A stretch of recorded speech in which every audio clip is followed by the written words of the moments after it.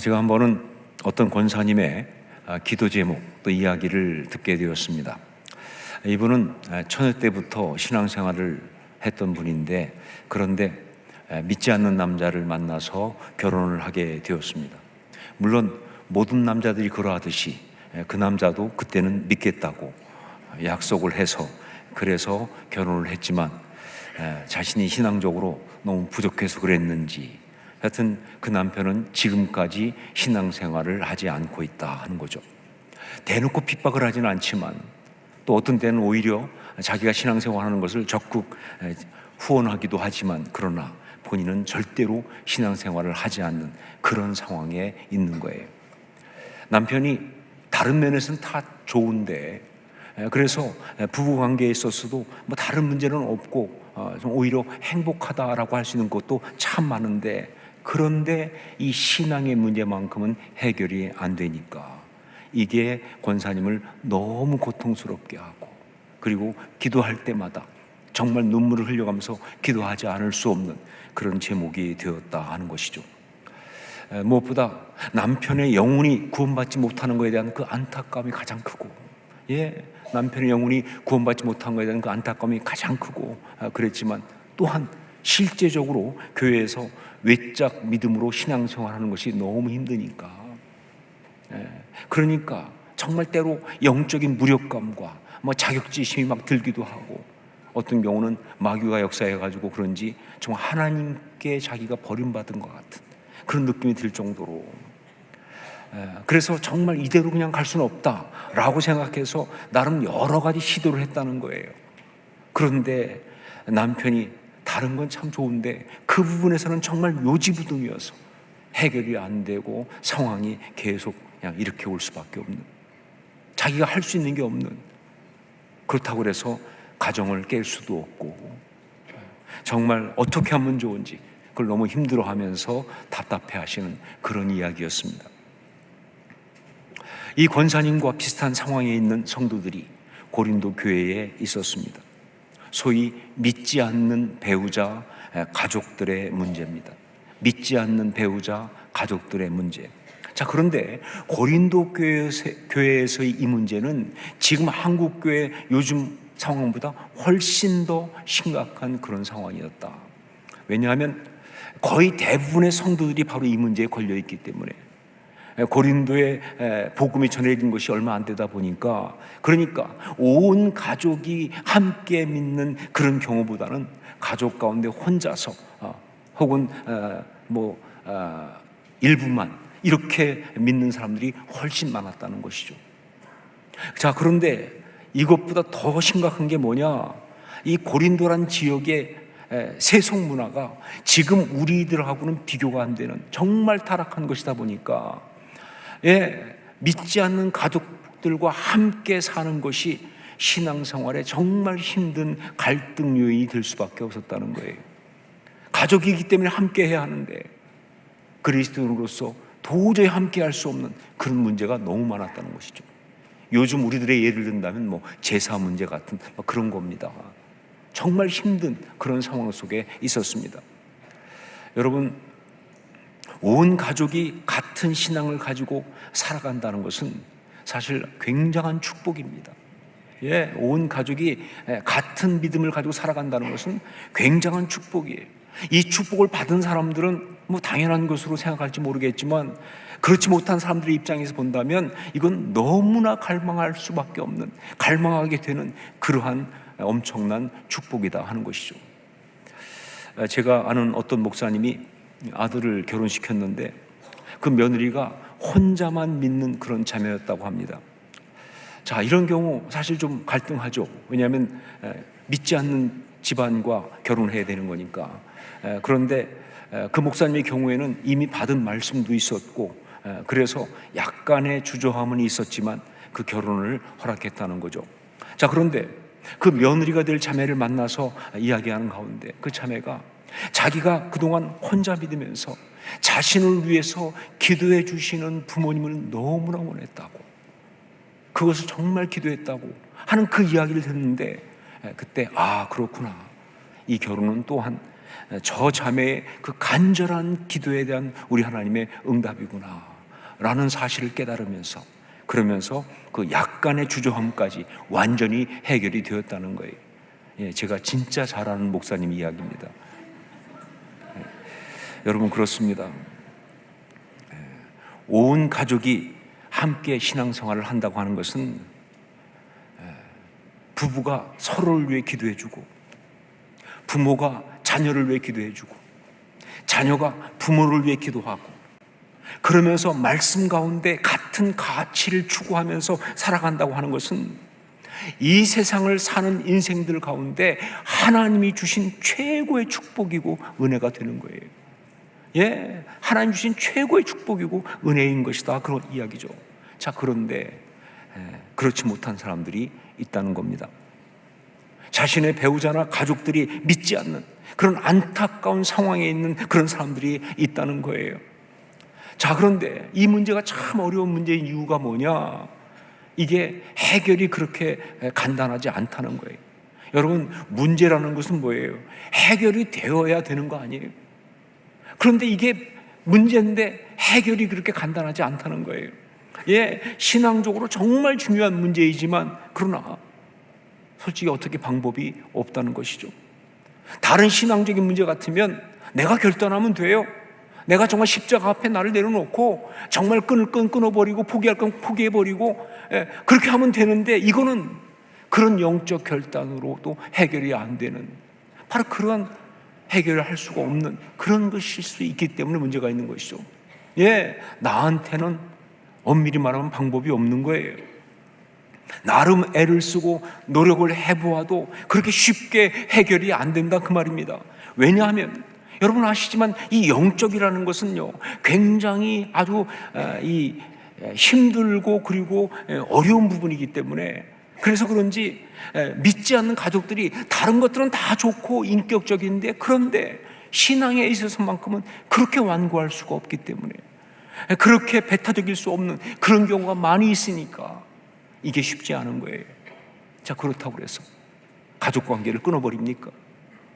그렇다고 그래서 부부가 헤어질 수는 없는 거 아니냐, 그 말이죠. 왜냐하면 결혼과 가정은 하나님이 만드신 거니까. 이것은 하나님 만드신 거니까. 그래서 그래서 가족은 하나님이 맺어주신 것이니까, 아무리 믿지 않는 가족이라 할지라도 그 가족은 하나님이 주신 사람들이니까. 우리 주님 말씀하신 대로 하나님이 짝지어 주신 것을 사람이 나누지는 못하는 것, 그게 가족 아니냐, 그 말이죠. 그러니 어떻게 하면 좋습니까? 이거 참 어렵다 하는 얘기. 이거 어떻게 하면 좋으냐? 자, 그런데 이런 문제가 믿지 않는 가족들의 문제 그것만이 아니고 굉장히 많다는, 이걸 또 우리가 보지 않을 수가 없어요. 우리가 살아가면서, 특히 신앙생활하면서 이런 문제들을 수도 없이 가질 수밖에 없다는 게, 이게 정말 어려운 거예요. 어떻게 보면 신앙생활이 바로 그런 것이다 하는 것 때문에. 왜냐하면 세상이 죄 가운데 있고 타락했지만, 그럼에도 이 세상은 하나님이 만드신 세상이잖아요. 그럼에도 여전히 하나님이 세상을 통치하고 계시잖아요. 그리고 하나님이 우리를 그 가운데 하나님의 사람으로 그 가운데 살아가라고 그렇게 하셨으니까 이런 문제가 있을 수밖에. 신앙인 우리에게는 이런 문제가 참 많이 있습니다. 믿지 않는 사람들에게는 없거나 혹은 쉽게 해결될 수 있는 그런 문제가 우리에게는 정말 어렵고 그리고 힘든 삶의 문제 혹은 신앙의 문제가 되는 것이 굉장히 많이 있다는 것이죠. 자, 그것이 너무 힘들고 어렵고 고통스러운데, 그래서 그 문제를 어떻게 하든 해결하고 싶은데, 혹은 그 문제에서 정말 벗어나고 싶은데, 그런데 하나님 때문에, 하나님의 뜻이 포기할 수 없게 하시니까, 그러니까 하나님의 뜻이 그 가운데 있으라고 하시니까 그냥 그 가운데서 버티고 있어야 되는, 바로 그런 문제니까 이게 힘든 거예요. 이게 신앙인들한테 힘든 문제가 된다, 그 말이죠. 대표적인 것이 믿지 않는 가족의 문제이지만 그 외에도 정말 많이 있습니다. 아니, 우리가 신앙생활 하면서 겪는 모든 문제 가운데 가장 힘든 문제들은 바로 다 이런 문제가 아닌가 하는 것이죠.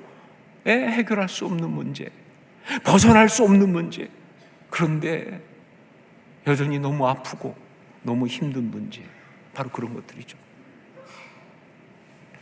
오늘 말씀에도 고린도 교회 성도들이 믿지 않는 가족들 문제만이 아니라 여러 가지 이런 문제를 가지고 있는 것이 나오고 있습니다.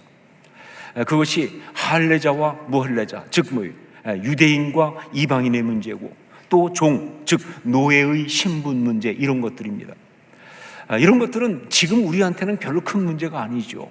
하지만 그 당시 고린도 교회 성도들한테는요, 정말 어려운, 풀고 싶은, 벗어나고 싶은, 그러나 그것이 안 되고 있는 그러한 삶의 문제였다 하는 것이죠.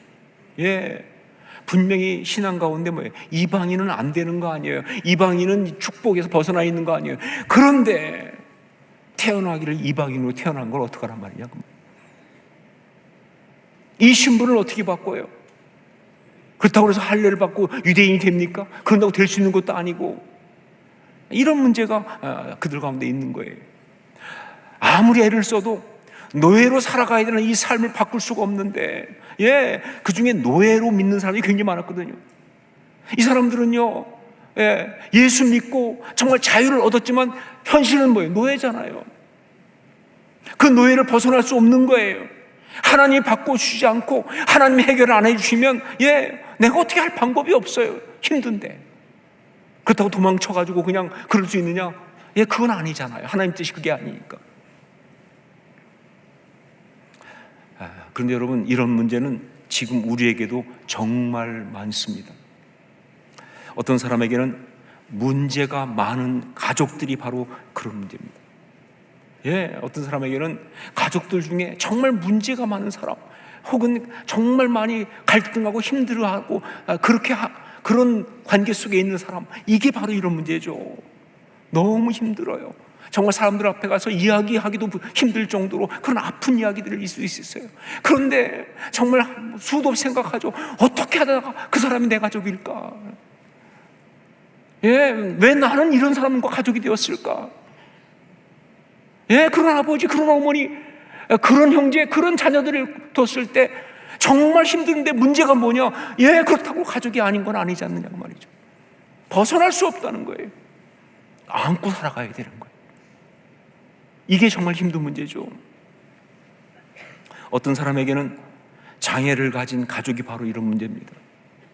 알아요. 정말 장애를 가지고 이 땅에 태어난다는 것은, 혹은 장애 가운데 있다고 하는 것은, 그것은 절대로 하나님의 형벌도 아니고 누가 죄를 져서 그런 것도 아니고, 그러니까 문제도 아니고 이해가 되지는 않지만, 그러나 하나님의 어떤 섭리 가운데 있다는 건 알지만, 그래서 그렇게 힘들어하고 아파할 필요가 없다는 것을 알지만 아픈 건 어떡하냐 그 말이죠. 힘든 건 어떡하냐 그 말이에요. 더구나 벗어날 수가 없잖아요. 그냥 안고 평생 가야 되는데.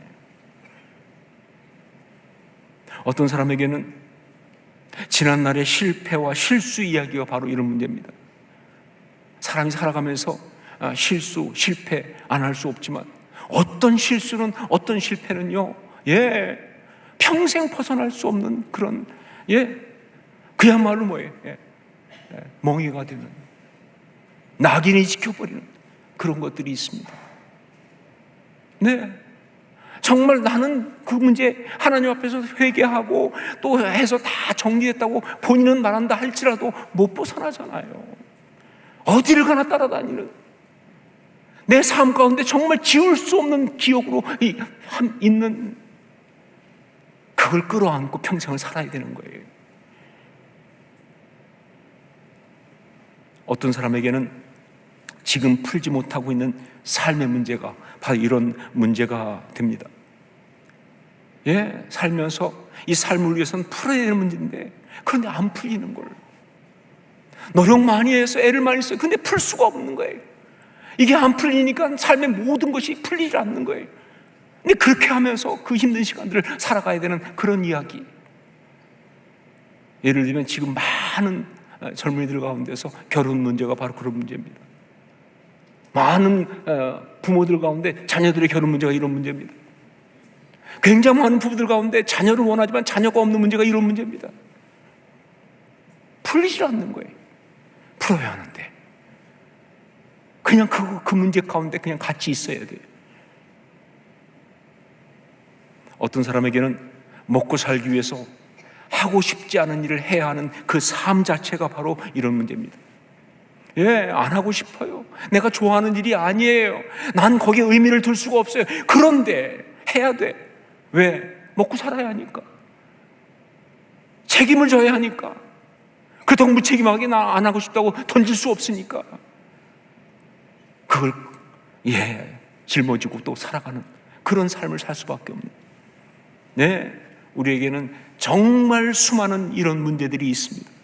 벗어나고 싶은데, 해결하고 싶은데, 그만 아프고 그만 힘들고 싶은데, 그런데 하나님의 그 섭리와 뜻 가운데서 여전히 그 가운데 있어야 하는 바로 그런 문제, 그런 문제가 굉장히 많습니다. 이거 어떻게 해야 하는가 하는 거죠. 우리가 신앙인으로서 이 문제를 어떻게 다루어야 하는가, 그 답을 바울 사도가 오늘 말씀을 통해서 아주 분명하고 중요한 한 단어를 통해서 주고 있습니다. 우리 17절 말씀을 함께 읽도록 하겠습니다. 17절 같이 읽습니다. 오직 주께서 각 사람에게 나눠주신 대로 하나님이 각 사람을 부르신 그대로 행하라. 내가 모든 교회에서 이와 같이 명하노라. 자, 그리고 20절 말씀을 또 함께 읽겠습니다. 같이 읽습니다. 각 사람은 부르심을 받은 그 부르심 그대로 지내라. 부르심, 바로 이 단어입니다. 부르심이라고 하는 이 단어예요. 그 모든 것이, 그 힘들고 어려운 상황들이, 그 풀리지 않고 풀 수도 없는 그 문제들이 다 뭐예요? 부르심이다 라고 고백하는 거예요. 그것이 부르심이다. 무엇이 잘못되어서 그런 것이 아니라,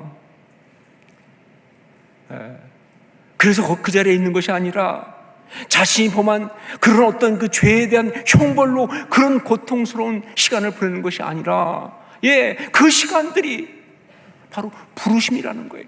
그 힘든 시간들이 부르심이라는 거예요. 여러분, 부르심이라고 했다고 한다면 그게 무슨 뜻이냐? 그건 이 뜻입니다. 주님이 그 모든 걸 통하여 일하시고 역사하고 계시다라는 뜻이에요. 나는 그게 안 보여요. 나한테는 정말 고통밖에 아무것도 없는 시간처럼 보일지 모르겠지만, 아니요, 이게 부르심이라는 얘기는 무슨 얘기냐? 주님이 그 모든 걸 통해서 일하시고 계시다는 거예요. 역사하고 계시다는 거 하는 거예요. 그게 부르심이에요. 그리고 거기엔 또한 이런 의미가 있는 거예요. 그 역사를 이루기 위해서 우리를 하여금 그 시간을 견디고 버티고 지켜달라라고 주님께서 말씀하신다는 거죠. 그게 부르심이에요. 주님 역사하고 계세요. 주님 역사 이루실 거예요. 근데 그걸 위해서 우리한테 말씀하시는 거예요. 네가 좀 이 시간을 견뎌달라고, 이 시간을 좀 버텨달라고, 이 시간을 좀 지켜달라고, 역사가 이루어질 때까지. 이게 바로 부르심이에요. 여러분, 바로 이런 발상의 전환이 필요합니다. 그 힘들고 어려운 삶의 문제가 부르심이라고 고백하는 그 십자가 신앙, 그 고백이 우리한테 필요하다, 그 말이에요. 우리의 신앙의 선배들은 다 바로 이런 사람들이었습니다. 그 신앙으로 그 힘들고 어려운 삶의 이야기 가운데서 우리 하나님이 그렇게 기뻐하시고 영광 받으시는, 그리고 많은 사람들이 정말 놀라운 은혜를 받고 축복을 누리는 그런 귀한 그리스도의 향기를 풍겼던 사람들은 다 이렇게 부르심의 발상에 전한, 부르심의 고백을 드린 그런 사람들이었다는 것이죠. 자, 그런데 여기서 또 질문이 나오죠. 이게 과연 가능할까 하는 것입니다. 이게 과연 가능할까요? 무슨 정신승리, 무슨 정신조작도 아니고 작은 고통 하나에도 삶을 포기하고 싶어 할 만큼 그렇게 연약한 우리가 이런 부르심의 발상에 전한 부르심의 고백을 정말 제대로 할 수 있나요? 이게 우리한테 가능한 이야기입니까? 할 수는 있을지 모르겠어요. 한다 치더라도 그렇게 부르심이라고 고백하고 나서 그래서 결국 거기에 매여가지고 고통스럽게 힘들게 그렇게 삶을 살아야 한다면 이거는 저주 아니냐라는 생각을 지울 수가 없는 거죠. 자, 그런데 아닙니다. 부르심의 발상의 전환을 한 사람들은, 부르심의 그 십자가 신앙을 고백한 그런 사람들은 힘들고 어렵게 그 자리에 잡혀 있는 것이 아니라, 보이긴 그렇게 볼지 모르겠어요. 그러나 힘들고 어렵게 그 자리에 잡혀 있는 것이 아니라, 축복이란 말을 쓸 만큼, 은혜라는 말을 쓸 만큼 그렇게 가치 있고 아름다운 삶을 그 가운데 살아낸다는 거예요. 이게 비밀이에요. 이게 기가 막힌 비밀이에요. 도대체 거기에 어떤 비밀이 있기에 이렇게 되는가? 그 놀라운 비밀이 24절 말씀에 정확하게 표현되고 있습니다. 24절 말씀을 함께 읽겠습니다. 같이 읽습니다. 형제들아, 너희는 각각 부르심에 받은 그대로 하나님과 함께 거하라.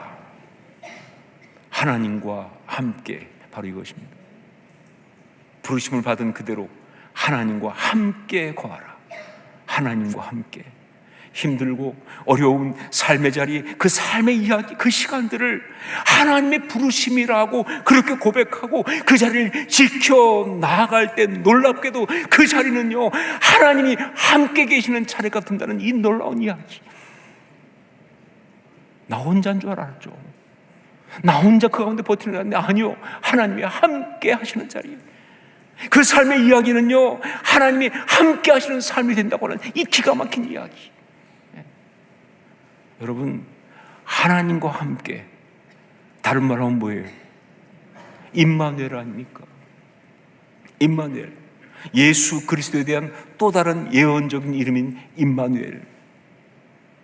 보라, 처녀가 잉태하여 아들을 낳을 것이요 그 이름을 임마누엘이라 하리라 라는 그 예언의 말씀같이 그게 임마누엘이에요. 그러니까 하나님과 함께 이 임마누엘은 예수 그리스도의 이야기를 복음이라고 한다면 복음의 핵심이에요.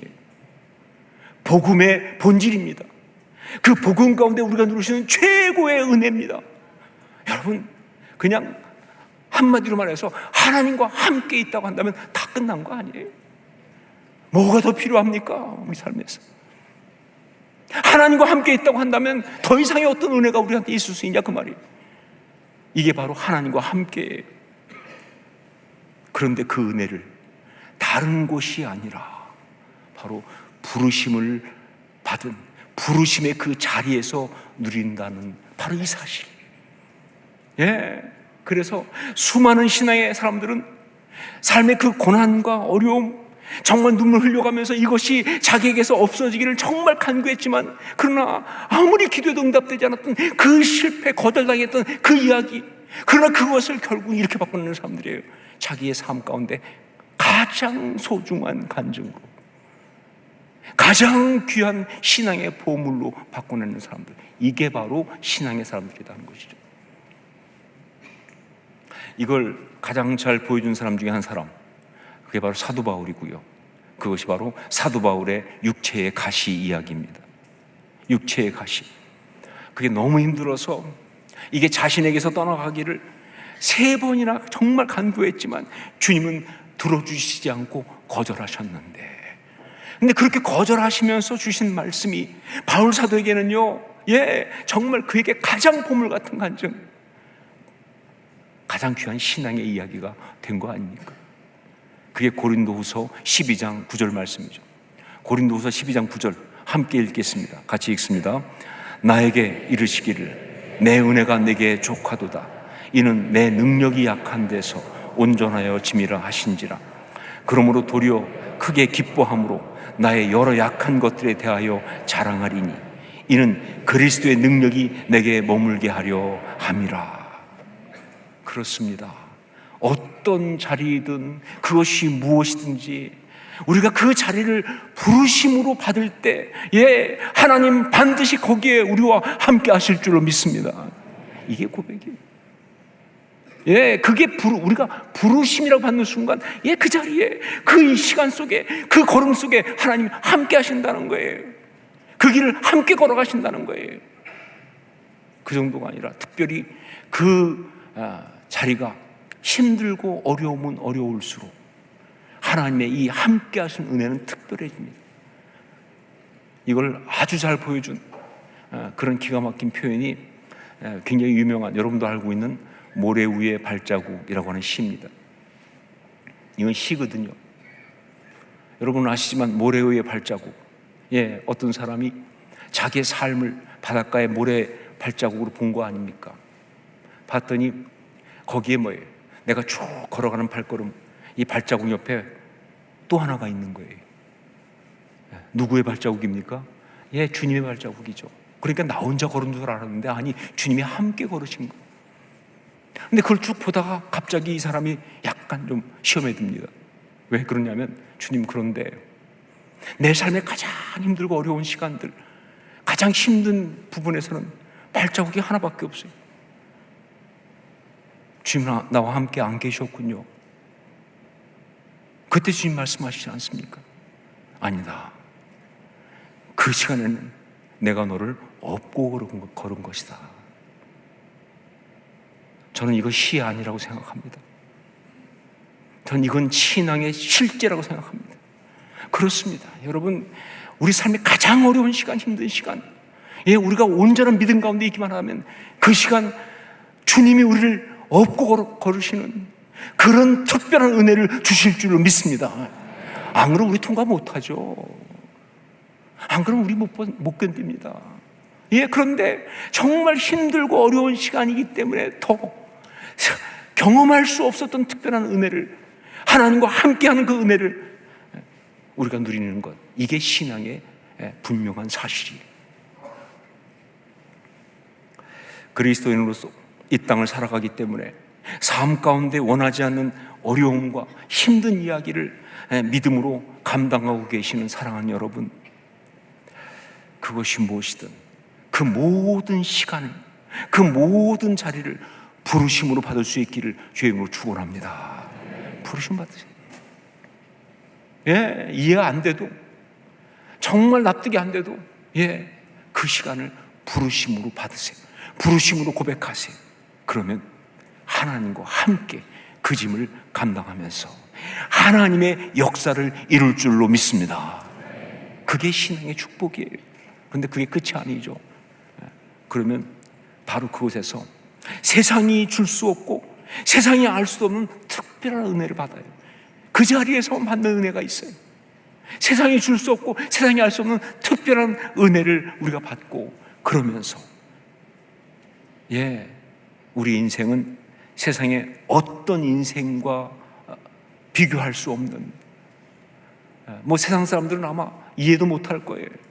그러나 정말 하나님 앞에서 너무나 가치 있고 아름다운 삶을 사는 거예요.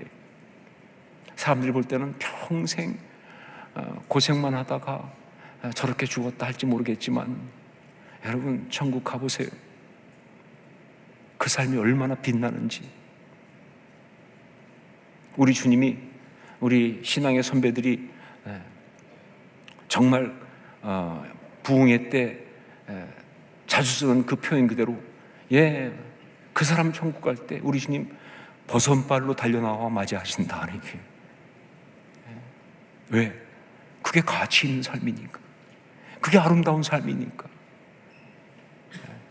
세상의 어떤 인생과도 비교할 수 없는 정말 가치 있고 아름다운 삶을 살 줄로 믿습니다. 그런 삶을 사는 우리 모두가 될 수 있기를 주의 이름으로 축원합니다. 기도하겠습니다.